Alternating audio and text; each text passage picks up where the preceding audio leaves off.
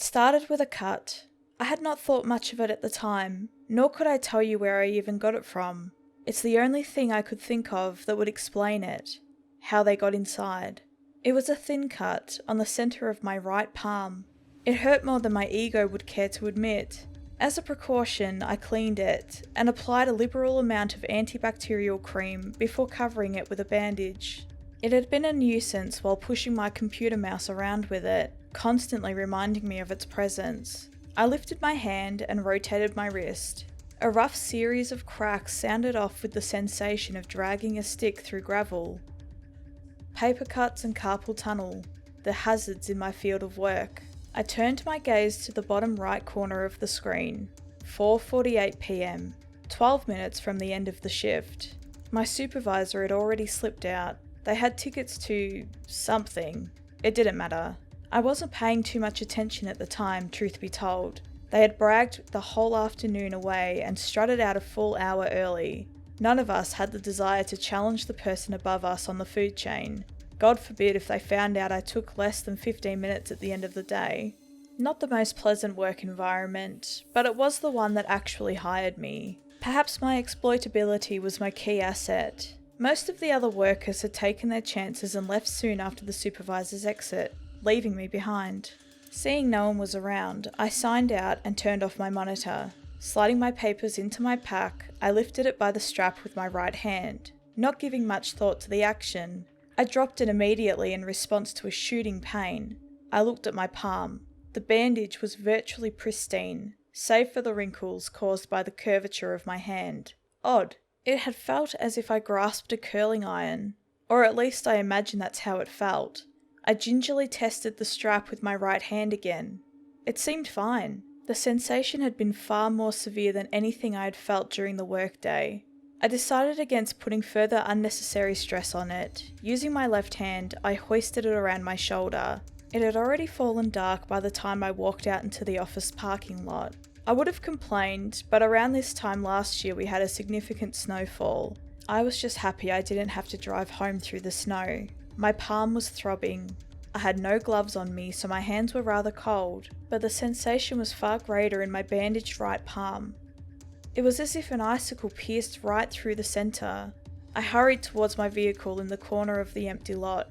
I flung the driver's side door open and tossed my pack into the passenger's seat. My eyes opened, their vision consumed by a miniature mountain range of white that was a stucco ceiling. I blinked the sleep away from my eyes. A thought was developing, yet it dragged along, scraping the inside of my skull, refusing to form anything coherent. I just laid still, with an instinctual feeling that something was not right. Without my mind giving any definition to this feeling, I was unsure how to act. My eyes remained on the ceiling. It was much like that which coated the ceiling of my parents' old home. I hadn't seen much of the unappealing substance since I moved out. My apartment's styling was an amalgamation of wood, concrete, and glass. Perhaps a few years ago its design would have been considered inspired. I was not in my own bed. My eyes shifted downwards carefully. Light shone through the window a few steps from the foot of the bed. The walls were lined in yellowing wallpaper. The scent of years of cigarette smoke hung in the atmosphere. My eyes tilted to my right.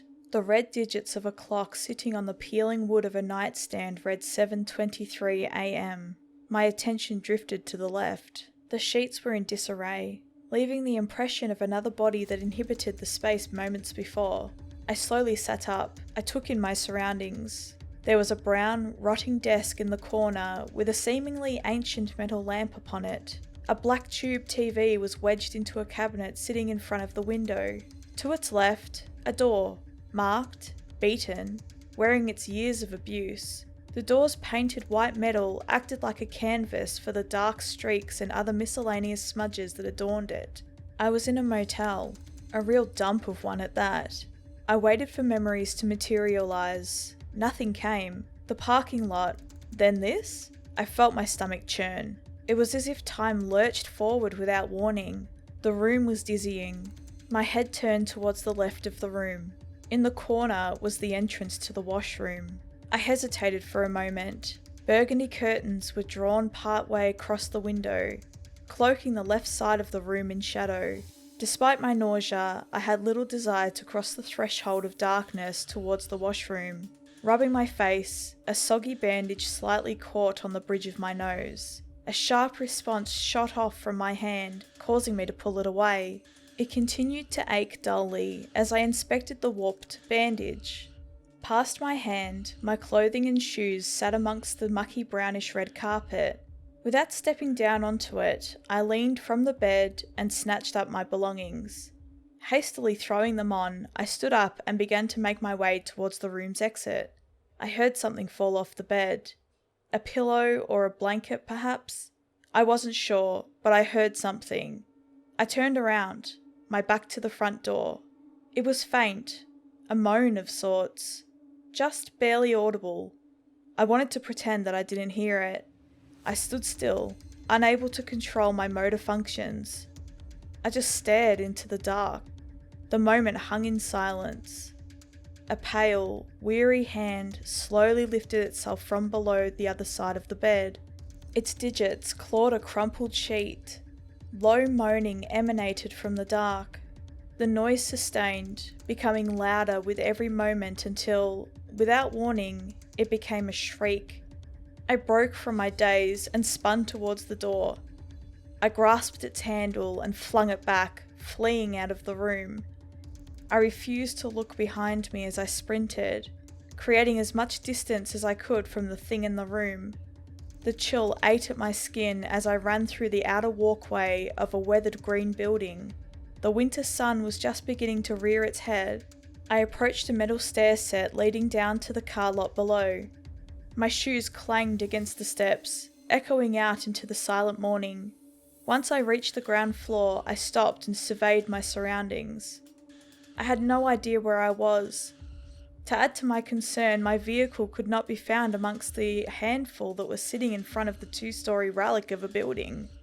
I looked up towards a sign that sat atop a pole placed by the parking entrance. Motel was written in filthy fluorescent letters. The O was flickering. Scanning my surroundings, I noticed that the motel seemed to be tucked away in some sort of industrial district. I turned around to face the building I had just come out of. My breath plumbed in the brisk morning air. Looking past the second floor railing, I spotted the room that I had fled from. The door was still open. I couldn't make out much else beyond that. My legs began to move before my mind even seemed to command it. I had no direction, just the need to escape, to be somewhere, anywhere else than here. I was running towards the parking lot exit. In my mind's eye, the foul creature had crawled out onto the balcony, leapt down to the pavement and was chasing me on all fours, frothing at the mouth. Sound had been muted. All I could hear was the beating of my heart, accompanied by rhythmic breathing. The air stung my throat as I ran straight into the street. I nearly caught my leg on a pothole as I ran helplessly without any direction. I could feel it gaining.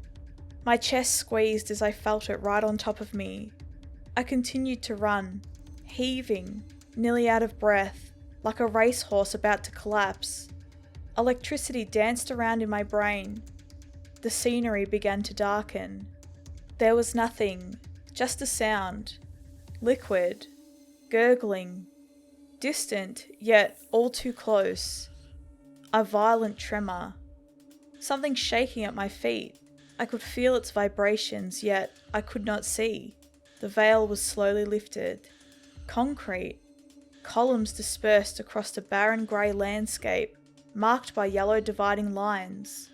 Pipes overlapped one another in the ceiling. Glaring light emanated from a strip of fluorescent bulbs hanging above. An arrow was painted in the middle of the path, followed by another which curved left, leading down a corridor spiraled out of view. My entire body felt rigid.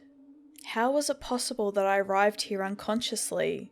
I went to turn my neck and met a mild resistance. An invisible force tugged in the opposite direction as I turned to look to my right. It dissipated. A parking garage continued for some distance before me, with only a few cars scattered amongst the stalls. My body ached and my eyes burned. I blinked a few times, trying to shake away my fatigue. The entire structure was silent save for that sound, rustling intermingled with a low gurgling. I found that in my stupor, I did not register. As my mind fought through the distress of finding myself in another unknown location, I finally fixated on it. The origin of the noise was close, incredibly close. At first glance, it seemed as if I was alone in this structure. My gaze locked forward. Right where the arrows led off to the side, there was a concrete wall, broken up only by the pristine metal doors of an elevator. In its reflection was an obscured picture of myself and a dark blob directly at my feet. If the image on the doors was to be believed, something was laying right in front of me. It was just out of my vision. All I had to do was look down. The sound became more violent. It was that of a struggle. I felt something brush against my left leg. I tilted my head and looked down upon it. On the hard surface below me was a man. He wore a black raincoat and blue jeans. He had a thick brow and hollow cheeks. His eyes were light blue. These were the details that I attempted to focus on, trying to avoid processing the entire picture. The man was convulsing in his own fluids, arching his back upwards and slamming it into the concrete. Streaks of blood came from the stripes that his nails had carved into his throat. His left hand gripped his chest as his right continuously raked at his throat. Saliva and bile dripped from clenched teeth that looked like they were on the verge of shattering. All the while, his eyes were trained upon mine. I wanted to collapse, but my legs were locked in place. The body twisted and contorted to the point that I thought it was going to fold in on itself. Then it stopped. The man's back fell flat on the concrete. Stillness. Life left his eyes. The pupils stared directly at the ceiling. For a brief moment, I thought I noticed something. Just at the inner corner of the man's eye, something poked out. A bundle of dark strands, with distinct blends in them part way. Each of them had irregular jagged grooves. If I had to compare them to something, I would say they were almost like spider legs. They rotated and extended in each direction, then slid back inside from whence they came. The man's cold blue eyes darted right, looking directly at me. I stood in a dimly lit room. A warm liquid made its way down my right arm. There was a large gash in my bicep. I could see it, but could not feel it. A sensor light provided a slight amount of illumination from the outside. Glass was sprinkled across the carpet with intermittent bloodstains. My eyes followed the trail of red which led to the remnants of a sliding glass door. It had been shattered. Something had even caught the frame, knocking it off the tracks. Past a bookshelf, just behind a sofa, something stuck out. I cautiously moved towards it. My legs stopped at the edge of the sofa. I leaned over. Not much detail could be discerned in the faint light, but I saw enough. A grown man, in a grey t-shirt and boxer shorts, lay on the floor face up, his feet sticking out just past the furniture. Behind me, a light wheeze glided through the air. I turned towards the noise. There had been a door behind where I had come into consciousness. It was slightly ajar. A few glowing stickers that depicted smiling planets, stars, and the like were haphazardly thrown across it. At the centre of the doorway was a small silhouette of a body. It twitched. I felt my insides nearly collapse on themselves. A soft whimper echoed through the building. My body became rigid. The cry sounded off again. It was muffled, but I could hear it all too well. My legs began moving, but not by my command. My neck twisted to the right. A carpeted staircase was before me. I continued towards the noise. I tried to stop. My body continued. My arms, legs, nothing responded to me. I ascended the steps. As the stairs creaked, the cries peaked in terror. The sound which once seemed almost silent was now deafening. It was as if my hearing had blocked out everything else and isolated the noise. At the top of the steps, I passed by a hallway lined with family photos. My eyes remained locked forward. Stopping abruptly, I pivoted to the right.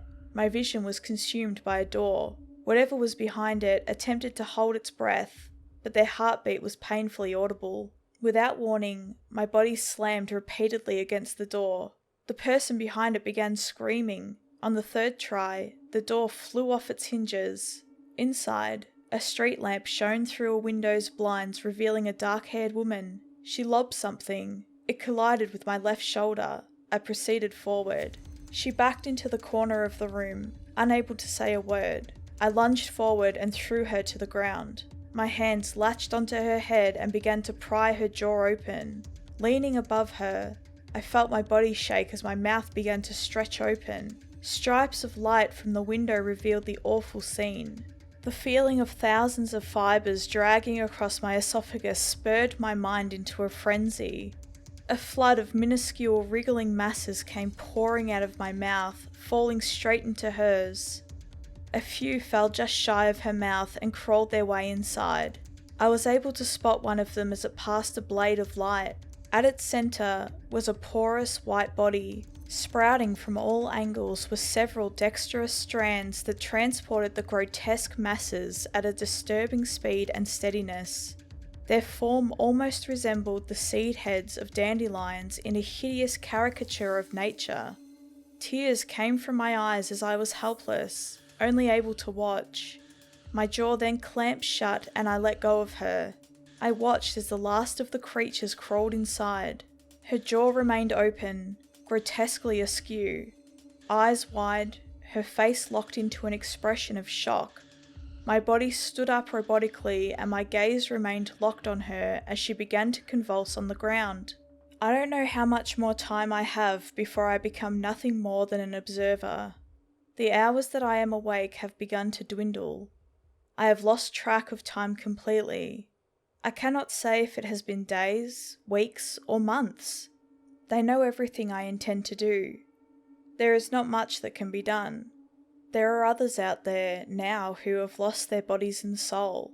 All I can do is write about it with the time I have left. They sense no threat in these actions, perhaps because I know it is futile. What are they? How did they get inside that cut?